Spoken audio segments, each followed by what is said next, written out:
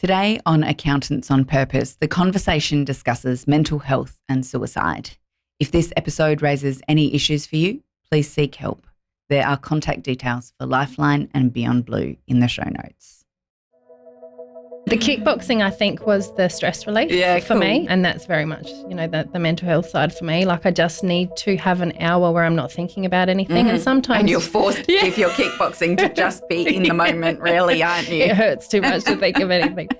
My guest today is Vanessa Bamford.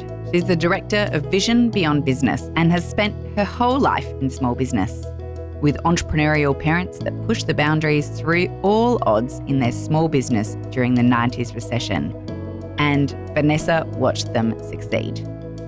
I guess I saw firsthand how important it was to keep my mind strong. Accounting is Vanessa's trade, but small business success is her purpose. Vanessa also has a strong desire to make a positive difference in mental health for her community, and her first step was to adopt this within her organisation. I would like to somehow be able to impact in that way to make a difference. Vanessa has created an environment centred around wellbeing, a growth mindset, empowerment, flexibility, and open communication. Hi, I'm Vanessa Bamford from Vision Beyond Business. Join us on the Accountants on Purpose podcast.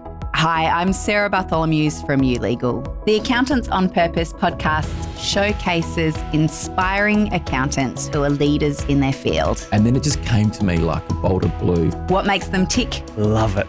How did they get to where they are? I want to inspire. And what do they do now for their teams, their clients, and the world?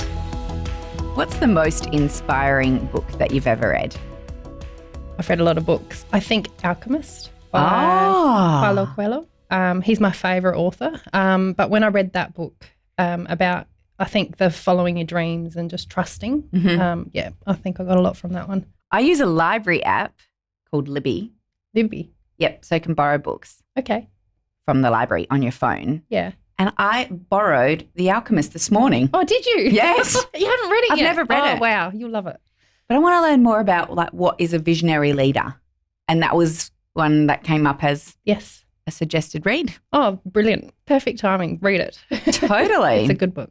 Finish this sentence. I would do anything for my family. Oh, tell me about your family. So my husband, Daniel, been together for 20 years now. Oh, my goodness. Met when I was 16. So Daniel and my two kids. So Oriana, who's now 9, and David, who's 5. Oh. Yeah, and then my mum and my dad and my sister-in-law, just the family. The whole family. Yeah, the whole family. Beautiful.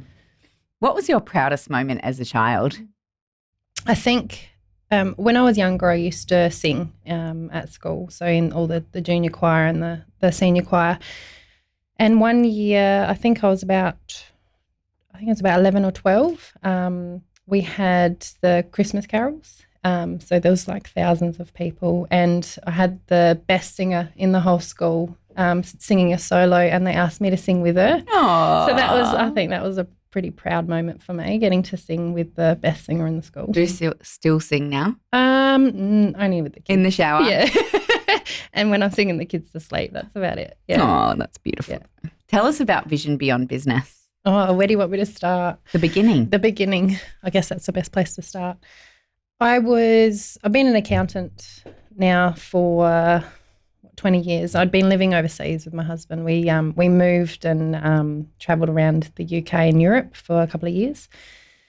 And then we had the GFC hit and decided to come home because I was pregnant with my daughter. Yes. And we came home and I was looking forward to having a break from working because I'd never, ever had a break.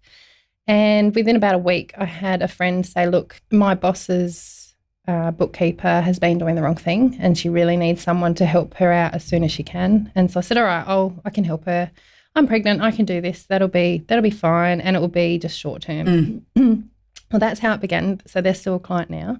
And I think it just started from me saying yes to everything. Next opportunity, next thing, anything that was helping. If I could say that I could help use my skills or I can give that a try and I can learn my way around that. It kind of grew and grew and grew.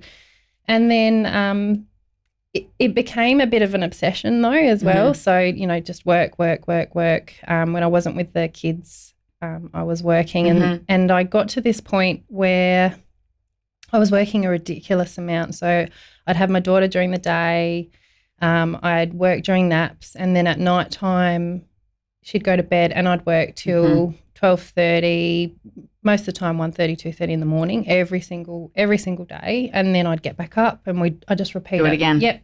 And then I was pregnant with my son 4 years later, and I think I just hit a wall, as you would expect. And I just thought, you know, something's got to change. I can't keep doing this. And so then I decided I can either scale the business back and just specialise, which would mean that I'd have to tell some clients that I can't help them anymore, or I grow it. And I thought, well, I couldn't face telling people I couldn't help them. So I decided to grow it just after having my son. And yeah, within about 18 months we'd moved from the back bedroom of my house to the front rumpus room of my house. My husband had installed new doors and, you know, done all of this stuff and then in 6 months' time we decided to get an office space. So, we'd moved from the decision to moving into an actual commercial office was 18 months. Yeah. And I had 5 part-time casual staff, and I just, had a goal and I just went for it, and I just grew and grew and grew and grew. And then we had a pretty generic name. VB Business Solutions was what I'd named it just in the beginning, because it was just a business to get started. And then I didn't want the business name to be centred around me. Yeah, so my business was called SJB Legal to start. Oh, really? Same thing. You wanted to take it away? Yeah. Because I just didn't want people to always want to talk to you. No, and you might not always be the best person in the business to talk to about something. It wasn't all about me. I think was the other thing. I had a team of people that had the same values that could serve the clients in the same way. Yeah. And I really didn't want it to be about me. And so we were doing this play on the initials, the VBB, so Vision Beyond Business. And my husband said, because it was VB Business Solutions, he said, what about, Vision Beyond Business? Because you're so goal-driven. And when you talk to people, you're always talking about the bigger vision of their life, like outside of business, like what do they actually want for their lives? And so that's where Vision Beyond Business came from. It was my husband going, use your drive, the way that you approach it and call it this. And then the right people will be attracted to you anyway. Yeah. So that was visionary on his part. Absolutely. He's more visionary than I give him credit for, I think. Don't tell him that. So that's where the name, that's where the business kind of evolved to. Now I think learning a lot through that journey, rather than trying to help everybody through the practice, I try and help as many businesses in the community as possible through other ways. And our services are really, because they're quality driven, we do try and add as much value as possible, and we are so engaged with the clients and what their needs are. We have really tried to narrow down and specialise with who we're working with. So I predominantly really enjoy working with not-for-profits, purpose-driven businesses and social enterprises, because they're passion for me. They're the purpose side of things, people actually finding the reason why they're doing what they're doing. That's what drives me, and that's where my specialty lies as well. What sort of business did your parents run, and how did that inspire you to be doing what you're doing today?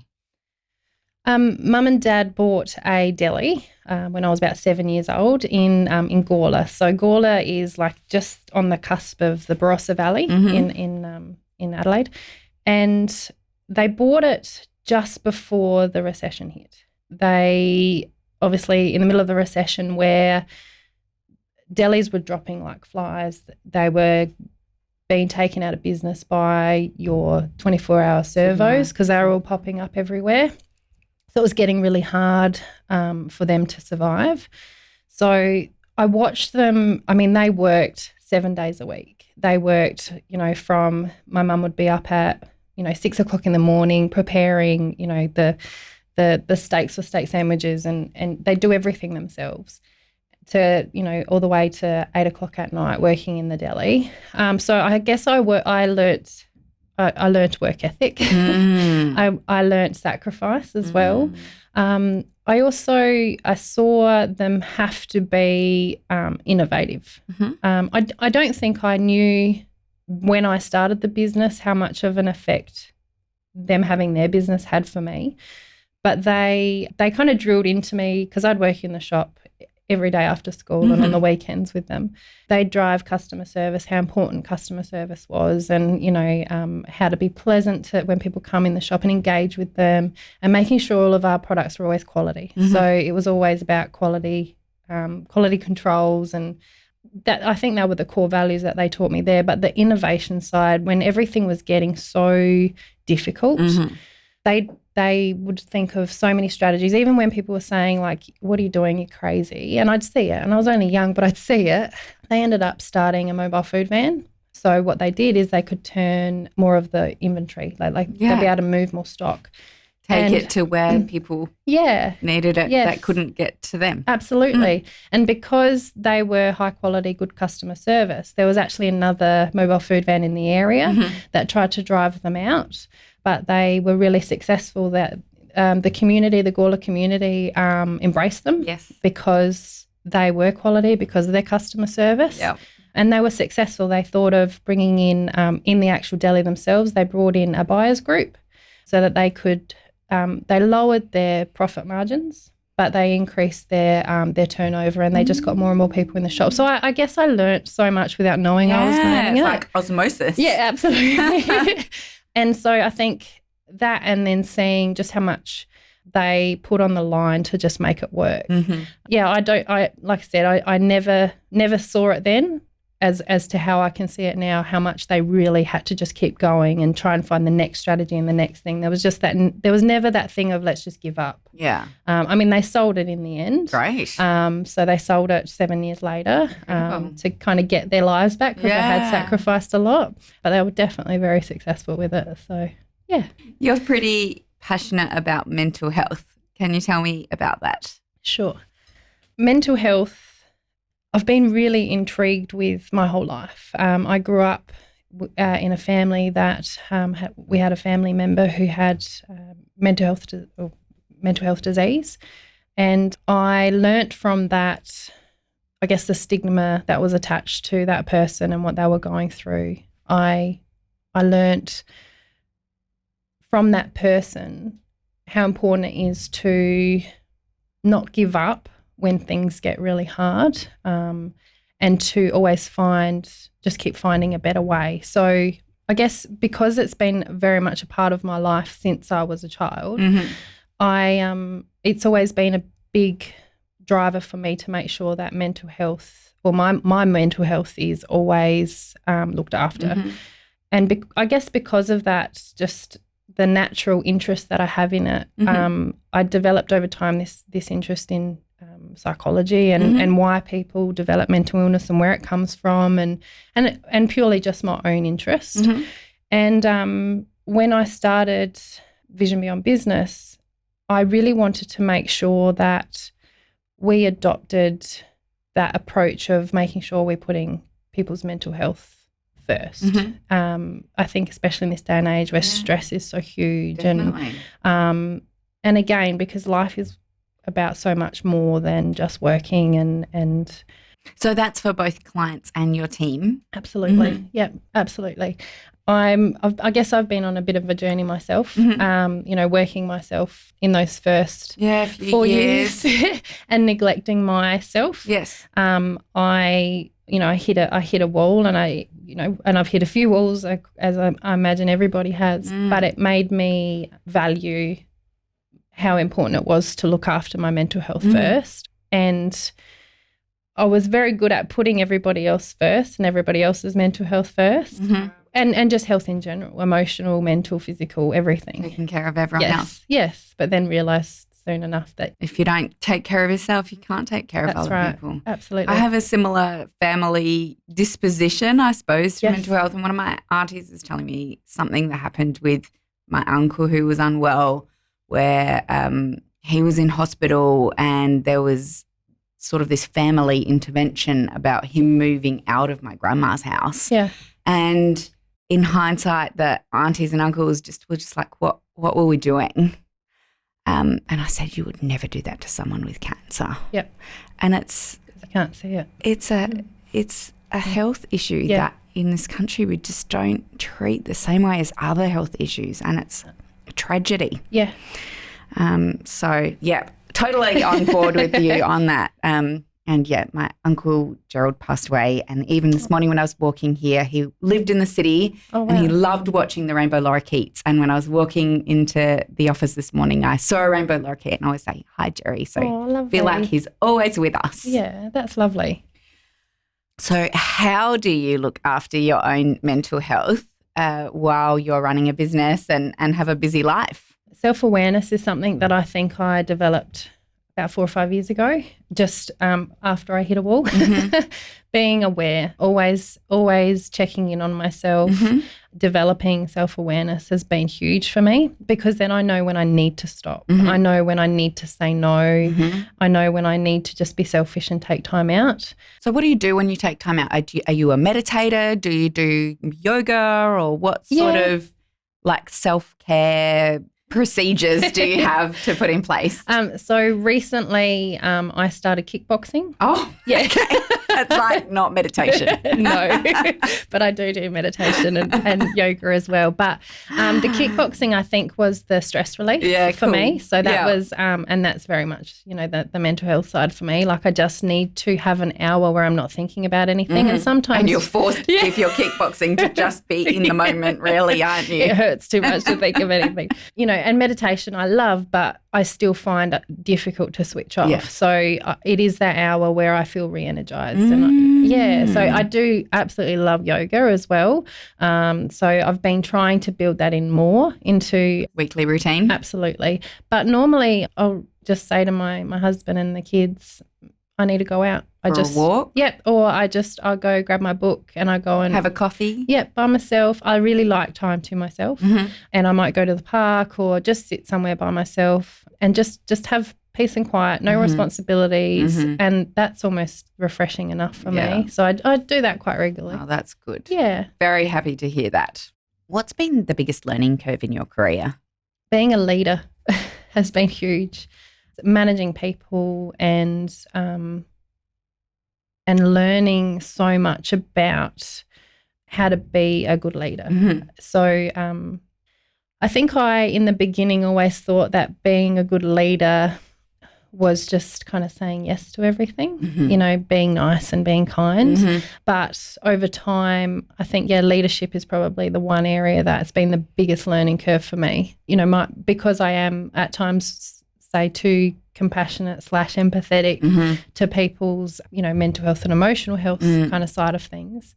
I've had to learn a lot about myself. I think I've learned more about myself through that leadership journey than anything else. When you were at school, did you do like SRC or any leadership stuff there? So you had a bit of practice? I did, but nothing. No. Nothing like business prepares you for, to have a team of people that I genuinely wanted to take care of and made sure that they loved what they did and were always engaged. And, those really difficult conversations, they've probably been my biggest learning. Is Sleepless nights. Yes, many of those.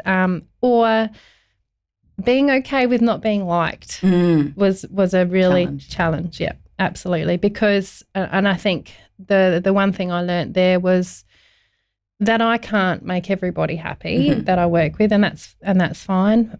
But as long as the decisions that I make are kind and are, at the end of the day, someone else might not be happy, but as long as they are what is best for that future vision and purpose of the business, then I guess that always helps me validate those decisions. But leadership by far has been one of the hardest things. It's ever evolving. I heard someone once say that business is the most expensive education you'll ever get, being in business. I think it's true. Absolutely. List 2 things that give you energy and 2 things that drain your energy. 2 things that give me energy. So one of them is absolutely kickboxing. It gives me lots of energy. You'd be surprised.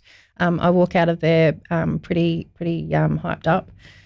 The other thing that gives me energy is being out in nature.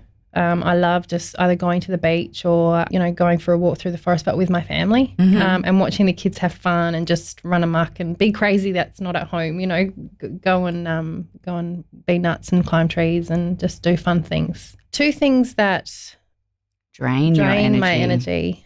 Negativity, massively. I guess I recognise it a lot quicker than I used to as well. So I tend to try and just remove myself from it if I can. The other thing is if I don't get time to myself. So if I'm around people, all the time. Particularly if I'm around like big crowds or, being around a lot of people for a long time, I'm exhausted. A bit of an introvert or ambient, whatever you want to call it. I absolutely need time to myself. What's your purpose? My purpose is to make a positive impact. So I'm pretty good at being a cheerleader for people. Yes. But also helping them to wade through the crap. So I often ask clients, friends, it doesn't really matter. If you could remove the what ifs, if you could remove the scary bits, the fear, all the things that are stopping you, what would that look like? And I don't know, I guess I'm good at seeing things for other people and empowering them to get there. So to definitely make a positive impact so that people can achieve the things they thought they couldn't achieve. And I guess ultimately I really want to have that positive impact on a wider scope. So, with our community, I do a lot of work with small businesses in the community, and I really want that to influence the future generations as well. So positive impact is, I know it's very wide, but for me, well, you're an accountant, so how do you measure that? Have you got a scale? No, and that's a good question because I felt like that lately. How am I actually creating something a positive to develop impact? and roll out to clients as well? Yeah, I guess the only thing that I've been doing, because I actually asked myself that question not long ago, I don't feel like I'm making enough impact, is if I can just make sure that every time I have a conversation with somebody that they take something from it, that they take value from it. That's the only way I've been able to measure it so far. That's something there's a project. Mull on. We talked about our mutual passion for mental health. Yes. What do you think the future impact that you can have in that space might be? I've seen, I guess, over the last few years how much bigger mental health, it's almost become a bit of an epidemic now. The way that the health system can't really cope with it either. I've done a lot of work in the NDIS space as well, working with a lot of small business providers in that space, and I know of a lot of mental health and support service providers in there. I would like to be able to help those small businesses more to be more effective and more successful, so that we have more service providers that can actually impact those that are affected by mental health. I do believe that our system is not coping with this epidemic, and whether or not the epidemic is part of that is, I think, drug related as well. I unfortunately have had to go to the hospital over the last few years for attempted suicides of family and friends, and the lack of support there, the tick tick tick and out you go, because the system is so full. I would like to somehow be able to impact in that way to make a difference, so that so I'm not directly probably able to help, but that I can indirectly help others to make more of an impact. Yeah. What would you tell 18-year-old Vanessa? 18-year-old Vanessa, probably to stop worrying about others and just do my own thing. Stop trying to please everybody else and just do my own thing. I probably would have got there a lot quicker. Thanks for tuning in to the podcast today. If you're still listening, you can find the show notes on our website, ulegal.com.au. You're welcome to go ahead and subscribe, leave a review, and share the podcast with anyone that you think might benefit from it, anyone that you think is open to helping us create a world with a purpose that's higher than profit. If you're an accountant on purpose, feel free to find our Facebook page and join our community.